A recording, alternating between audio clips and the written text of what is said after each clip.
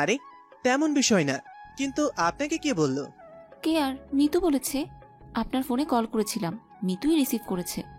বলল আপনার জ্বর, আপনি তো নিজের মুখে কিছু বলবেন না। জ্বর হয়েছে, বেশি কিছু না, এটা আমারে কিছু না। আচ্ছা বাদ দিন, বসার রুমে আসুন। নাজিফা কথাটা বলেই সামনের দিকে পা বাড়ায়। পেছন থেকে মেহরাব তাকে জড়িয়ে ধরে, ফিসফিস করে বলে, আমার কাছ থেকে যাবেন না নাজিফা, আপনি বিনা আমি অপূর্ণ। আমি তো থাকতেই চাই, রেখে দিন না আপনার কাছে। একটু ধৈর্য ধরেন, আর কয়েকদিনের অপেক্ষা, তারপর আজীবনের জন্য আপনি আমার। নাজিফা শুধু মেহেরাবের। নাজিফাকে জড়িয়ে ধরে কপালে চুমু খায়। দুজন একসাথে বসার রুমে চলে আসে।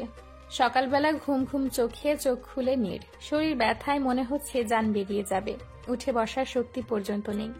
নওয়াজ উঠে ফ্রেশ হতে গিয়েছে। নীর এখনো চাদর জড়িয়ে শুয়ে আছে। নওয়াজ ফ্রেশ হয়ে আসে। নীরের যে কষ্ট হচ্ছে তা বুঝতে বাকি থাকে না। চোখে মুখে চিন্তার ছাপ স্পষ্ট হয়।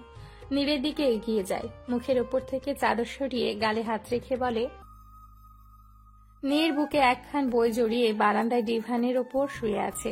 কাল রাতের কথা ভেবেই ক্ষণে ক্ষণে ঠোঁটে হাসি ফুটে উঠছে। গাল দুটো লজ্জায় লাল হয়ে যাচ্ছে। কি সুন্দর অনুভূতি ছিল, কি সুন্দর মুহূর্ত ছিল। লোকটা তাকে এত কেন কেয়ার করে? এই যে সকালে নীরকে ফ্রেশ করে দিয়ে নিজের হাতে খাইয়ে দিয়েছে। নীর তো নিজের থেকে কোনো কথাই বলেনি, কি বলবে?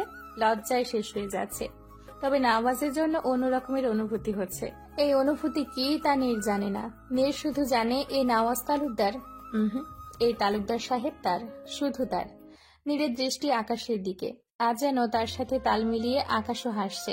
তার মনের রঙের ন্যায় আকাশ রং পরিবর্তন করছে। এত কেন ভালো লাগছে নীরের? নওয়াজের স্পর্শগুলো কি নীরের ভালো লাগার কারণ?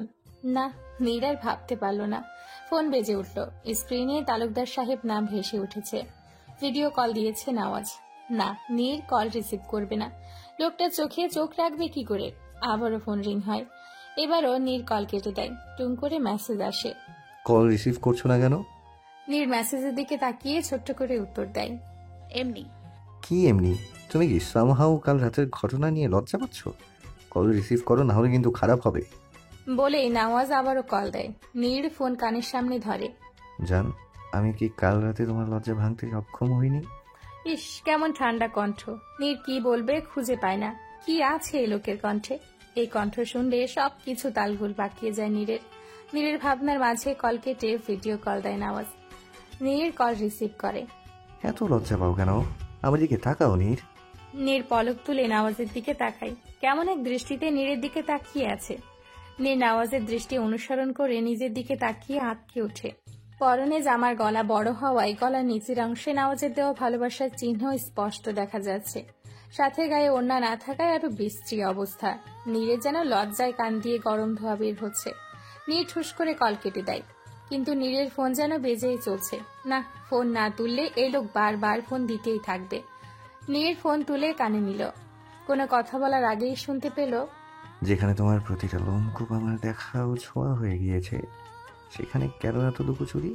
মোহনীয় কণ্ঠে বলল নওয়াজ। নীর ঠুস করে কল কেটে দিল। ইস, লোকটার মুখে কি কোনো কথা আটকাবে না?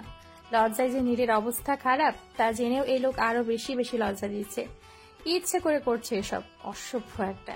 নীর আকাশের পানে আবারও তাকালো। মনের মধ্যে কেমন সব অনুভূতি হচ্ছে। উফ, মাথায় শুধু নওয়াজের কথা ঘুরপাক খাচ্ছে। আবার টুং করে মেসেজ আসে। বুঝেছি জান, তোমার লজ্জা ভাঙানোর জন্য কাল রাতের মতো আরো কয়েকটা রাত প্রয়োজন।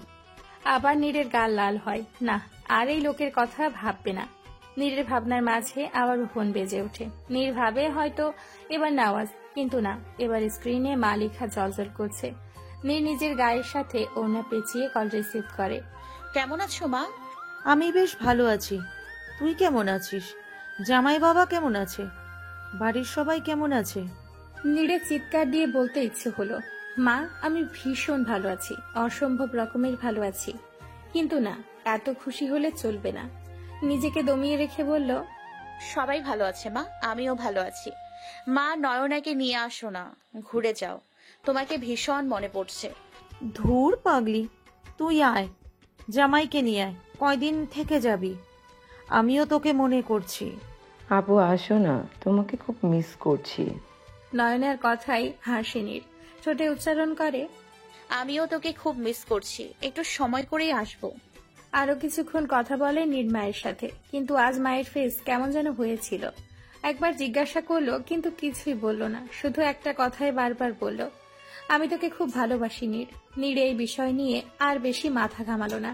হয়তো মায়ের কাছ থেকে দূরে আছে বলেই মায়ের মন খারাপ। সকালে নাস্তা একসাথে করে বেরিয়েছে মেহরাব ও নাজিফা। মেহরাবের একটা জবের ইন্টারভিউ ছিল আর নাজিফা ছিল ক্লাস। ইন্টারভিউ দিয়ে ভার্সিটির সামনে চায়ের দোকানে বসে মেহরাব। মাথায় শুধু একটা কথা, এবার যেন জবটা পেয়ে যায় সে। মধ্যবিত্ত পরিবারের ছেলে মেহরাব, মা বাবা মেহরাব ও তার এক ছোট বোন, এই নিয়েই তাদের সংসার। মেহরাবের বাবা একটা বেসরকারি প্রতিষ্ঠানে কাজ করেন, মা গৃহিণী। ছোট বোন মিতু, সে ক্লাস 8-এ পড়ে। মেহরাবের একটা চাকরির খুব প্রয়োজন, যে করেই হোক একটা চাকরি খুঁজতেই হবে। আর চাকরি পাওয়ার পর প্রথম কাজ তার নাজুকে ঘরে তোলা। যদিও সে জানে এই কাজ খুব কঠিন, খুব লড়াই করতে হবে নাজিফার জন্য, কারণ সমাজে ভালোবাসার মানুষকে পেতে হলে খুব কাঠখড় পোড়াতে হয়, এবং তা আরো বেশি যখন দুজনের ক্লাস মিলে না। যখন একজন উচ্চবিত্ত ঘরের তো অন্যজন মধ্যবিত্ত। তবে এই মেয়েকে সে আর নিজের থেকে দূরে রাখতে চায় না। কি এত ভাবছেন মেহরাব? মেহরাবের হুঁশ ফিরে পায়, ঠোঁটে এক চিলতে হাসি ফুটিয়ে বলে, কিছু না। দুজনে ধোয়া ওঠা চায়ের কাপে চুমুক দেয়। নাজিফার সামনের দিকে ইশারা করে আবেগমাখা কণ্ঠে বলে, দেখুন মেহরাব, বাচ্চাটা কি সুন্দর। আমার এমন বাচ্চার কত শখ। মেহরাব সামনে তাকায়। ছোট্ট বাচ্চা একটা মায়ের হাত ধরে ক্যাম্পাসে প্রবেশ করছে, হাতে বেলুন আর ঠোঁটে হাসি, খুব সুন্দর হাসি। মেহরাব এবার নাজিফার দিকে তাকালো। নাজিফা লজ্জায় গাল ঘুরিয়ে রেখেছে, হয়তো নিজের বলা কথায় লজ্জা পেয়েছে। নাজিফার হাতকে নিজের হাতের মুঠোয় নেয় মেহরাব, শক্ত করে ধরে বলে, একবার চাকরিটা হতে দিন নাজিফা, আপনার সকল শখ পূরণ করব। নাজিফা হাসে। মেহরাব আবারও বলে, জানেন নাজিফা, আপনাকে আমার বউ রূপে দেখার খুব ইচ্ছা। আমার এই ইচ্ছাটা পূরণ হবে তো? কেন পূরণ হবে না? আমি শুধু আপনার জন্য বউ সাজবো। মেহরাবের বউ হবে নাজিফা। আমি সত্যিই চাই আপনাকে নিজের বউ রূপে দেখতে, কারণ অন্য কারো বউ রূপে আপনাকে দেখার সাধ্য আমার নেই। আমি আপনার বউ হব, আপনার জন্য বউ সাজবে নাজিফা। সত্যি তো নাজিফা? আপনি আপনার কথা রাখবেন তো? অবশ্যই রাখবো। মেহরাবের হাত শক্ত করে ধরল নাজিফা। এই লোককে সে কিভাবে এত ভালোবাসে তা সে জানে না, শুধু জানে এই লোককে ঘিরে তার সবকিছু তো ঠিক ছিল, সময়ের সাথে সব ঠিক চলছিল। তবে কেন এমন হলো? এত কিছু না হলেও পারত। যা যেভাবে ছিল তা ঠিক সেইভাবে থাকলে কি খুব বেশি ক্ষতি হতো? কেন এত যন্ত্রণা হচ্ছে নীরের? নীর নাওয়াজের এক হাত জড়িয়ে বসে আছে, চোখ দিয়ে টুপটুপ করে পানি পড়ছে, চেয়েও চোখের পানি হার মানছে না। চোখ দিয়ে গড়িয়ে পড়ছে তো পড়ছে। কিছুক্ষণ আগের কথা, নীর নাওয়াজের সাথে হসপিটালে প্রবেশ করেছে। আজ 2 দিন যাবৎ তহুরা বেগমের অবস্থা খারাপ, প্যানিক অ্যাটাক হয়েছে, সাথে প্রেশার প্রচুর হাই বলে অবস্থা আরো ক্রিটিক্যাল। তহুরা বেগমকে দেখতে এসেছে। বেশ কিছুক্ষণ বাহিরে বসার পর সাজিদ সাহেবের কাছে এলেন ডক্টর। উৎকণ্ঠা নিয়ে বললেন, মিসেস তহুরা বেগম, শুধু পরি পরি করছেন। আপনাদের ফ্যামিলিতে পরীকে তার কাছে পাঠাতে হবে। বলা মাত্র সাজিদ সাহেব নীরের হাত ধরে ডক্টরের সাথে যেতে বললেন। নীর অবাক হয়ে পড়ল, পরি তো এখানে নেই। পরি বলায় তিনি নীরের হাত কেন টেনে নিয়ে যাচ্ছেন? তহুরা বেগম তো পরিকে চাইছেন, তবে তিনি কেন নীরকে ডক্টরের সাথে যেতে বলছেন? নীরের প্রশ্নগুলো করতে মন চাইল, কিন্তু পরিস্থিতির জন্য করতে পারল না। নীর নওয়াজের দিকে এক পলক তাকালো। নওয়াজ চোখ দিয়ে যেতে ইশারা করলো, তাই ডক্টরের সাথে তাল মিলিয়ে আইসিইউতে প্রবেশ করলো। তহুরা বেগম পাশে বসল। তহুরা বেগম নীরকে দেখে যেন শান্ত হলেন, কাপা স্বরে বললেন, আমি জানতাম তুমি আমার পরি তুই আমাকে রেখে যাস না। নীর অবাক হয়, তাকে কেন পরি বলছে তহুরা বেগম? নীরের মাথায় কিচ্ছু ঢুকছে না, কি বলবে ভাষা খুঁজে পায় না। তহুরা বেগমের এই অবস্থা দেখে কান্না পায়। তহুরা বেগমকে শান্ত করতে বলে, আমি কোথাও যাচ্ছি না, আপনি শান্ত হন। নীরের কথার মাঝেই নার্স রুমে প্রবেশ করে। তহুরা বেগমকে ইনজেকশন দিতেই মিনিটের মধ্যে চুপ হয়ে যায় তহুরা বেগম, গভীর ঘুমে তলিয়ে যায়। 2 দিন পার হয়েছে। সকাল বেলা 10টা। তহুরা বেগম আগের থেকে স্বাভাবিক। সকলে একসাথে কেবিনে দাঁড়িয়ে আছে। ঠিক সেই সময় সাজিদা বেগম কেবিনে প্রবেশ করে। নীর অবাক হয়, মা এত সকালে এখানে কি করছে? রাদিফ এগিয়ে যেয়ে সাজিদা বেগমকে ফুপি বলে জড়িয়ে ধরে। নীর যেন আরো অবাক হয়। উপস্থিত সবাই অবাক হয়। নীর মায়ের দিকে এগিয়ে যেতে নিলে সাজিদ সাহেব তাকে এক জায়গায় বসতে বলেন। সবার উদ্দেশ্য করে বলেন, আমি একটা কথা বলতে চাই। বলেই ঢোক গিলে সাজিদ সাহেব। চোখে মুখে কেমন যেন ভাব। সবাই উৎসুক চোখে তার দিকে তাকায়। তহুরা বেগম কিছুটা অনুমান করেন। ফ্যালফ্যাল করে সাজিদ সাহেবের দিকে তাকিয়ে থাকেন। রাদিফ বাবার দিকে এগিয়ে এসে বলে, বাবা কি বলবে তুমি? সাজিদ সাহেব নিঃশ্বাস ফেলে, নিজেকে সামলে নিয়ে বলতে শুরু করে, আমার প্রথম স্ত্রী অনন্যা। অনন্যা ও আমার ছেলে মেয়ে হলো রাদীপ ও তাসনিম। আমাদের সুখের সংসার ছিল, বেশ খুশি ছিলাম আমরা, সবকিছুই বেশ ভালোই চলছিল। কিন্তু একদিন হঠাৎ অনন্যা আমাদের ছেড়ে চলে যায়। রাদীপ সেদিন স্কুলে ছিল, আমি অফিসে ও তাসনিম গিয়েছিল আমার বোনের বাসায়। বাসায় একা ছিল অনন্যা। সেদিন সিলিন্ডার ব্লাস্ট হয়ে অনন্যা আমাদের ছেড়ে চলে যায়। সাজিদ সাহেব দম ফেলেন। এতক্ষণের কথা সবার জানা ছিল, শুধু জানতো না নীর। সাজিদ সাহেব আবারও বলতে শুরু করে, অনন্যা মারা যাবার কয়েক বছর পর পারিবারিকভাবে আমার তহুরার সাথে বিয়ে হয়। তহুরার আগের ঘরের স্বামী মারা গিয়েছিল। তহুরার যখন আমার সাথে বিয়ে হয় তখন তার প্রথম ঘরের একটা মেয়ে ছিল, নাম ছিল তার পরি। তো প্রথমে আমিও সব মেনে নেই, সবকিছু জেনে শুনেই বিয়ে করেছিলাম। ভালোই চলছিল আমাদের সংসার, কিন্তু আমি ভালো ছিলাম না। সবকিছুর মূলেই আমি ছিলাম। আমার জন্য সবকিছু সর্বনাশ হয়েছে। নিজের দিক দেখতে গিয়ে সবচেয়ে নিকৃষ্ট মানুষ হয়ে গিয়েছিলাম। প্রথমে সব ঠিক থাকলেও আস্তে আস্তে শুধু মনে হতো তহুরা তার প্রথম ঘরের মেয়ের জন্য আমার বাচ্চাকে দেখবে না। মনের মধ্যে শুধু আশঙ্কা কাজ করত। হাজার হলেও সৎমা, আবার আগের ঘরের একটা বাচ্চা আছে। দিন যায় আমার শঙ্কা বাড়ে। যদিও তহুরা সবাইকে দেখে রাখার চেষ্টা করত, তবে চেষ্টা করলেও পারত না। বেশি সময় পরীকে দিতে হতো, কারণ তখন পরীর বয়স 1 বছর। তো যত দিন যায় আমি যেন আরো কেমন হয়ে উঠি। আমার কাছে শুধু মনে হয়, যদি আমাদের সংসারে পরী না থাকতো তবে আরো কত সুন্দর হতো। আমার ছেলে মেয়ে তহুরার পুরো ভালোবাসা পেত। এর মধ্যে আমিও দেখতাম যে তহুরা তাসনিমকে বা রাদিফকে কাউকেই ঠিক মতো দেখছে না। যদিও আমি ভুল ছিলাম, আমি পরিস্থিতি বা আমার নিজের কারণে তহুরাকে ভুল বুঝতাম। ঘরের মাঝে ঝগড়া লেগেই থাকতো। মনে হতো পরীর জন্যই সব হচ্ছে। পরী না থাকলে এত ঝামেলাই হতো না। সারাদিন আমি ঠিক মতো কাজ করতে পারতাম না, শুধু মাথায় উল্টাপাল্টা চিন্তা আসতো। পাশের বাসার মানুষের কথায় নিজেকে এতটাই বুঝতে ফেলি যে অমানুষের মতো একটা কাজ করে ফেলি। বলেই দম ফেলেন সাজিদ সাহেব। নীর তার দিকে অপলক তাকিয়ে আছে। নীর যেন অধীর আগ্রহে তার দিকে তাকিয়ে আছে পুরো ঘটনা শোনার জন্য। রাদীপ বাবার কাছে যায়, ফ্রুকুচকে বলে, তুমি কি করেছো বাবা? সব সত্যি সত্যি বলবে। সাজিদ সাহেব দৃষ্টি মাটির দিকে রাখেন। দৃষ্টি তার উঁচু করার সাধ্য নেই, কারোর সাথে দৃষ্টি মেলানোর কোনো উপায় নেই। সাজিদ সাহেব আবারও বলতে শুরু করেন, আমি সিদ্ধান্ত নেই পরীকে দূরে সরিয়ে দেব, কিন্তু কোনোভাবেই কোনো সিদ্ধান্ত নিতে পারছিলাম না। কোথাও না কোথাও আমার বিবেক আমাকে বাধা দিত, কিন্তু আমি যেন অমানুষ হয়ে উঠেছিলাম। তাই একদিন তহুরাকে নিয়ে বাইরে বের হই, বাসায় পরীকে রেখে। তো সেদিন আমাদের বাড়ির এক কাজের ছেলে ছিল নজরুল, আমাদের বাসায় কাজ করত। তার মাধ্যমে পরীকে দূরে পাঠিয়ে দিই, যদিও এর জন্য মোটা অঙ্কের টাকা দিতে হয়েছিল নজরুলকে। সবাই স্তব্ধ। তহুরা বেগম কি বলবেন তা ভেবে পান না। মানুষ এত নিচু কিভাবে হতে পারেন? সবার মুখ থমথমে। নওয়াজ এগিয়ে এসে বলে, এত কিছুর সাথে নীরের কি সম্পর্ক? তাকে কেন কালকে পড়ি বলে কেবিনে প্রবেশ করালে? নওয়াজের প্রশ্নে সাজিদ সাহেব কিছু বলেন না।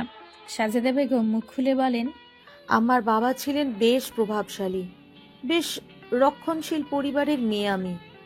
আমরা 2 ভাই বোন ছিলাম, সাজিদ রাশেদ ও সাজেদা রাশেদ। আমি ও সাজিদ ভাইয়া ভাই বোন। আমি রাফিদের ফুপি। সবাই চোখ তুলে তাকায়। নীল প্রশ্নসূচক নয়নে মায়ের দিকে তাকায়। সাজেদা বেগম আবারও বলেন, কলেজে পড়াকালীন এক ছেলের সাথে সম্পর্কে জড়িয়ে যাই আমি। বেশ অনেক দিন পর বাবার কাছে ধরা খাই। যেহেতু রক্ষণশীল পরিবারের মেয়ে, সেহেতু মধ্যবিত্ত ঘরের ছেলের সাথে আমার প্রণয়ের সম্পর্কও ছিল অন্যায়ের। বাবা ভাই ভীষণ শাসন করত, কিন্তু আমি থামবার পাত্রী নই। একদিন সেই প্রেমিক অর্থাৎ নীরের বাবার হাত ধরে সবকিছু ছেড়ে ছুড়ে চলে আসি। নতুন শহরের সবকিছু শুরু করি। অনেক কিছুর সাথে ধাক্কা খাই। এর মধ্যে আমি অসুস্থ হই। পরে জানা যায় আমি মা হতে পারবো কিনা তার কোনো গ্যারেন্টি নেই। তো হঠাৎ একদিন নীরের বাবার এক দূর সম্পর্কের ভাই এসে বলেন কে যেন বাচ্চা দান করবে, সাথে নগদ টাকাও দেবে। আমি এবং নীরের বাবা দুজনেই সেই বাচ্চাকে নেওয়ার সিদ্ধান্ত নিই। আমি আর নীরের বাবা তার মাধ্যমে সেই বাচ্চাকে গ্রহণ করি। আর বলতে পারলেন না সাজেদা বেগম। নীর কাপা হাতে মায়ের কাঁধে হাত রেখে বলে, সেই বাচ্চার নাম কি মা? সাজেদা বেগম নীরকে জড়িয়ে ধরে, কপালে চুমু খেয়ে বলেন, নাজনীন ইয়াসমিন নীর, আমার নীর। ব্যাস। নীর যেন নিজেকে ঠিক রাখতে পারে না, মাথা কেমন ঘুরে ওঠে, হাত পা কেমন কাঁপছে, মনে হচ্ছে আকাশ ভেঙে পড়েছে তার উপর। নওয়াজ এসে নীরকে জড়িয়ে ধরে, নীর কাপা কথা বলে। তারপর মা? সাজেদা বেগম বলেন, তারপর তোকে নিয়ে আমাদের দুনিয়া, সুখেই ছিলাম আমরা। কিন্তু হঠাৎ ব্যবসায় লস হয় নীরের বাবার, পুরো ভেঙে পড়ে তিনি। তারপর আমরা শহর ছেড়ে গ্রামে চলে যাই। ওই এক জায়গায় যাওয়ার ছিল আমাদের। এর মাঝে আমি পড়ালেখা ছেড়ে দিই, গৃহিণী হয়ে উঠি। তারপর আল্লাহর রহমতে নয়না পেটে আসে। গ্রামের ছোট ঘরে আমাদের সবকিছু শুরু হয়। অভাব অনটনের সংসারে অনেক কিছুর কম থাকলেও ভালোবাসার কমতি ছিল না। এভাবেই দিন যায়। 2 মেয়ে বড় হয়, তাদের নিয়েই আমাদের সুখ দুঃখ ছিল। পরিস্থিতি আরো থমথমে হয়। রাদিফ বাবার দিকে এগিয়ে এসে বলে, এত কিছুর মাঝে তুমি কিভাবে নীরকেও ফুপিকে খুঁজে পেলে? সাজিদ সাহেব চোখে দৃষ্টি নিচের দিকে। তিনি বলেন, নীরকে দূর করার পর কোথাও না কোথাও নিজের মনের মধ্যে শান্তি পেতাম না। এই বাপ আমাকে রাতে ঘুমাতে দিত না। নিজেকে কেমন পাগল পাগল মনে হতো। বাপ যেন আমার পিছুই ছাড়ছিল না। কোনো কিছু করে আমি শান্তি পেতাম না। বাপ আমাকে কুড়ে কুড়ে খেত। তাই একদিন নজরুলকে নিয়ে সেই ঠিকানায় যাই যেখানে নীরকে শেষবারের মতো নজরুল দিয়ে আসে। কিন্তু কাউকে খুঁজে পাই না। তারপর কেটে যায় অনেক দিন, বলতে পারো কেটে যায় বেশ কয়েক বছর। তহুরা যেন ঠিক হয়েও ঠিক নেই। তহুরা একদম ভেঙে পড়েছিল। আমিও নিজের কাজে লজ্জিত হয়ে প্রতিনিয়ত নিজেকে ঘৃণা করতাম। তো একদিন রাদীপ আমাদের পুরনো অ্যালবাম বের করে যেখানে আমার বিয়ের ছবি ছিল এবং সেই ছবিতে সাজেদা ছিল। এবং সেই ছবি দেখে নজরুল আমাকে ডেকে বলে যে লোকের কাছে বাচ্চা দিয়েছে সেই লোকের স্ত্রী নাকি সাজেদা। আমি অবাক হই, কিছু বলার ভাষাই পাই না। যেহেতু সাজেদা চলে যাওয়ায় খোঁজাখুঁজি করার পর সাজেদার কোনো খোঁজ পাওয়া যায় নাই, তাই হতাশ না হয়ে আবার খোঁজাখুঁজির কাজ শুরু করি। কিন্তু ফল শূন্য। এবারও সাজেদাকে খুঁজে পাই না। এর মাঝে আমার ছোট মেয়ের মৃত্যু ঘটে। বলতে পারো সেদিন আমি আরো ভেঙে পড়েছিলাম। নিজের কর্মের শাস্তি পেয়েছিলাম। এক মায়ের কোল খালি করে যেন আমিও আমার মেয়েকে হারিয়েছিলাম। ভেতরে ভেতরে যেন পুরুষ নিঃশেষ হয়ে যাচ্ছিলাম। সেদিন যখন পরীকে দেখতে আসে নীর ও নওয়াজ, তখন খাবার টেবিলে নীরের সাথে বেশ মিল পাই তহুরার। খাবার থেকে কথা বলা পর্যন্ত বেশ মিল ছিল তাদের, যেন নীর তহুরার মেয়ে। তারপর নীর যখন বসার ঘরে বসে সাজেদার সাথে কথা বলছিল, তখন পেছন থেকে ভিডিও স্ক্রিনে আমি সাজেদাকে দেখে থমকে যাই। কি করব ভেবে পাই না। তার পরের দিন সব ইনফরমেশন কালেক্ট করে সাজেদার বাসায় উঠি। সাজেদার সাথে কথা বলে সব যেন পানির মতো পরিষ্কার হয়ে যায় যে নীর তহুরার মেয়ে। আমি চেয়েছিলাম নীরকে তহুরার কাছে ফিরিয়ে দেব, কিন্তু পরিস্থিতির জন্য আজ সব এমন হলো। সবাই অবাকের শেষ পর্যায়ে। কার কি বলা উচিত কেউ জানে না। নীর যেন অনুভূতি শূন্য হয়ে আছে। জীবনের এত বড় সত্য যেন সে নিতে পারছে না। এতদিন যাকে মা ভেবে এসেছে, এখন শুনতে হচ্ছে তার মা অন্য কেউ। ভীষণ একা লাগছে নীরের। সাজিদ সাহেব তহুরা বেগমের দিকে এগিয়ে যায়, দুহাত জোর করে বলে, আমাকে মাফ করে দাও তহুরা। আপনি কি মাফ করার যোগ্য? কেন আমার পরীকে আমার থেকে দূরে ঠেলে দিয়েছিলেন? কেন এত বড় অন্যায় করলেন আমার সাথে? সাজিদ সাহেব কি বলবে ভেবে পায় না। সবাই কেন তার দিকে ঘৃণা মাখা চাহনি নিয়ে তাকিয়ে আছে। রাফিদ এগিয়ে সে বাবাকে বলে, তোমার মতো লোক আমি আমার জীবনে দেখিনি বাবা। এমন বাজে কাজ করতে কি তোমার একটু বিবেকে বাঁধেনি? একটু ভেতর কাঁপেনি? সাজিদ সাহেব চুপ। কোনো প্রশ্নের উত্তর নেই তার কাছে। কি বলবেন তিনি? বলবেন যে পরিস্থিতি ও মানুষের কথা শুনে নিজের বিবেক হারিয়ে এমন জঘন্য কাজ করেছেন? তহুরা বেগম নীরের কাছে যায়, শক্ত করে জড়িয়ে ধরে, চুমু খায়। কত বসন্তের পর তার মেয়েকে ফিরে পেয়েছেন। খুশি যেন চোখে চিকচিক করছে। কিন্তু নীর যেন পুরো অনুভূতি শূন্য হয়ে আছে। তহুরা বেগম যে এত এত কথা বলছেন, তার কোনো একটা শব্দ নীর নিজ কানে শুনতেই পাচ্ছে না। নিজেকে আজ অসহায় মনে হচ্ছে। সবকিছু থেকেও যেন কিছুই নেই তার। হসপিটালের বাইরে বেঞ্চের উপর বসে আছে নীর, চোখ দিয়ে গড়গড় করে পানি পড়ছে। এত বছর পর এত কিছু জেনে যেন একদম পাথর হয়ে গিয়েছে নীর।